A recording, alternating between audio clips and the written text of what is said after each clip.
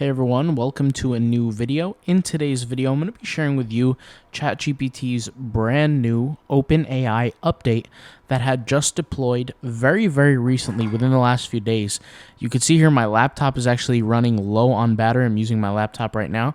So I'm going to make this video relatively quick, get the message across, get out of here, and then start charging my computer. All right, so let's go ahead and get into the video. So this new update is actually pretty useful that ChatGPT is putting out, just like most of the stuff that GPT is putting out in general. But essentially, if you check out my screen on the bottom left-hand corner, I just want to make sure you guys can see what I see. Yep, just right next to my username, you can click these three little dots and you can hit the settings button, right? And you could see here we have data controls, we have beta features, and we have general. If you click beta features, there's this setting here called custom instructions that you can enable within ChatGPT, which is actually pretty cool. And basically what these custom instructions are is I think of them as a template reference, a frame of thinking for ChatGPT. And the reason why I think it's actually pretty cool is, and they decide to kind of let me know about it now, but basically, the reason why I think it's pretty cool is when you're writing content, you can allow ChatGPT to kind of understand the template frame of thinking. That's exactly what I'm trying to say here. So how does this actually work? Well, it's actually relatively simple. So the first thing that I want to do to get it started is I'm going to go over here and click on my username. After I enabled it, I have now a section here that says custom instructions, and I can go ahead and click on that. And this is actually pretty interesting because first of all, I can add 1,500 characters in each box, which is actually a lot of content. It's about, I think, like 400 words, maybe something like that. Maybe a little bit less, 300 words, but still, it's a lot of content, more importantly, and it gives me a frame that I can provide for GPT to kind of understand the things that I want.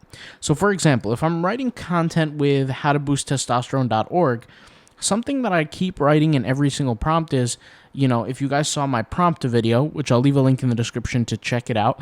If you need an amazing prompt for your blogs, really check it out. Link will be in the description to watch that video. But essentially what I could do is I have to kind of inform it on my website. I have to tell it it's a how to boost testosterone blog. It's made for people who want to learn how to boost testosterone, mainly men, young athletes, or just athletes in general, old men even, for testosterone levels who are declining. The website is called howtoboosttestosterone.org. These are things that I find myself telling GPT over and over and over again, once again, as a frame of reference to when I create my blog posts. And what happens is here, I can actually include this, and you could see here, right? These are thought starters, excuse me, and they're listed out. Like, for example, where are you based? What do you do for work? What are your hobbies, your interests? What subjects do you want to talk about for hours? What are some goals you have? This is essentially, right, the things that you want ChatGPT to know. So here you would say something like, my blog site, let me go ahead and do this.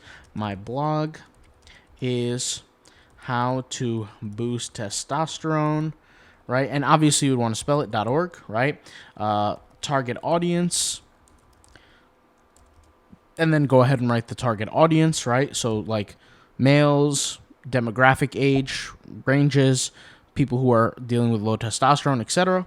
And then here you can give it a frame of how you actually would want it to respond. So if there's a certain format that you want, or there's a certain idea that needs to be addressed, you can allow ChatGPT to respond in that specific way, which is pretty interesting. A lot of the times we always request as bloggers to respond in markdown format for GPT. We want things bolded, things outlined. We can have all those custom instructions enabled here. So let's actually do this live here. So I'm going to go over here. I'm going to take my blog post, howtoboosttestosterone.org, right? I'm going to paste it right here. My blog is blah, blah, blah. My target audience is males who suffer from low testosterone, various ages, okay, various age groups, and also athletes as well. Athletes who are looking to take their fitness and testosterone levels to the next level. Okay. We might have here some more information on your job is to be a SEO expert, writing blogs that are keyword and outcome focused, right? Just like that. And then here I'll just kind of mention how I want GPT to respond. So I might say markdown format, bolded headings, heading indicators, and then I'll put in here in parentheses H1 through H5 as an example. And let's just say that's how I wanted to respond. And I also want article format, right? Notice here how they have different thought starters here. It says how formal or casual. So we can have our tonality to be friendly, yet let's say knowledgeable. I was going to say a different word, but let's say knowledgeable. And it says here how long should or short your responses should be. I'll just say here, try to extend responses to be as long as possible without reiterating or repeating yourself. And then here it says, how do you want to be addressed? We can ignore that. I don't really have to really answer that question. I could, I think that's kind of understood from what I mentioned here, that it's a blog article, outcome focused for my blog site, right? Which is how to boost testosterone. And then it says here, should GPT have opinions and topics or remain neutral? Opinions should always lean towards, and this is basically a bias. You're telling the machine to have a bias here.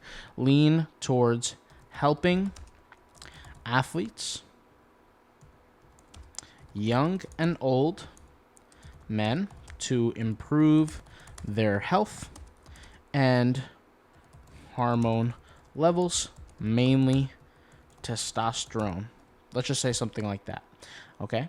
And with all this taken care of, this is now a frame of reference for GPT to think through, essentially. And this is actually pretty interesting, right? And so this is now enabled for new chats. And we could enable this and we could disable this. And the thing with ChatGPT is we have a lot of different ideas when we're working with GPT, right? We have a lot of different ideas. So you might have to go back here into your custom instructions and get rid of this, right? And maybe change it out. But regardless, we have it saved here. So you can, whenever you want to go back and save, and then I could just say, write an article for me on, and then something like, does doing heavy squats increase testosterone levels? Something like that. And now notice everything that I wrote in the custom instructions, it already does for me. It's doing the markdown, right? It's creating the article for me. It's understanding who my core audience is. And we could actually see that because look what it says here. It says many men, particularly athletes who suffer from low testosterone levels, are always on the lookout for ways to boost essential hormone. One question often arises: does heavy squat increase testosterone levels? Let's dive into the truth and uncover. This is actually good for like a blog summary, like a blog starter, an excerpt rather.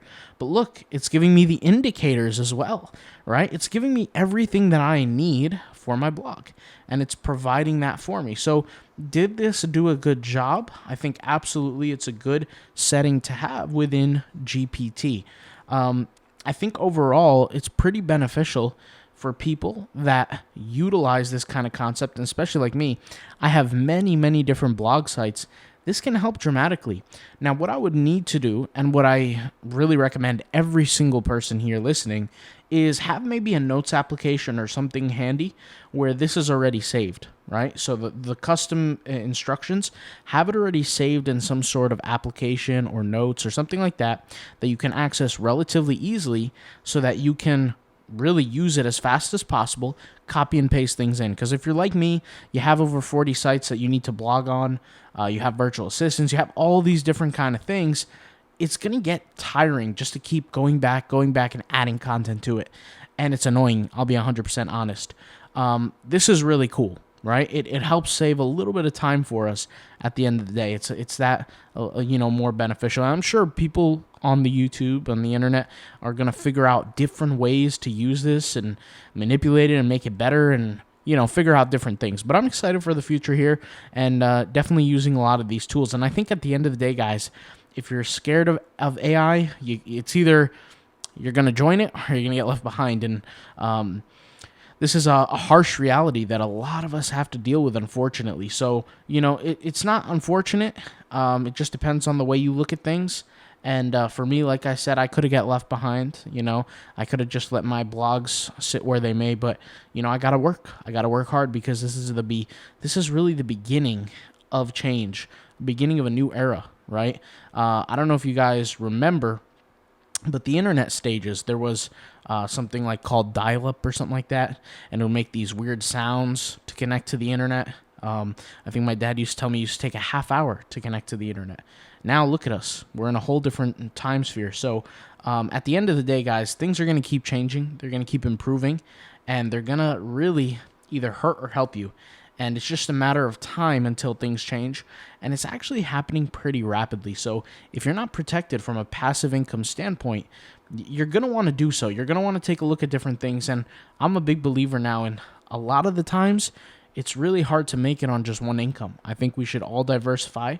Maybe I'm wrong, right? Maybe there's other people out there who are making it and doing really, really well off one income. Maybe it's their job. Maybe it's something they have going on. But at the end of the day, I think just creating and utilizing a lot of different resources for their benefit is a huge asset, and ChatGPT happens to be one of those assets that's actually pretty inexpensive. I pay $20 a month for a subscription, and it does a lot of work for me at the end of the day. So thank you guys for watching. Hopefully this video was inspirational, helpful, informative, maybe entertaining as well.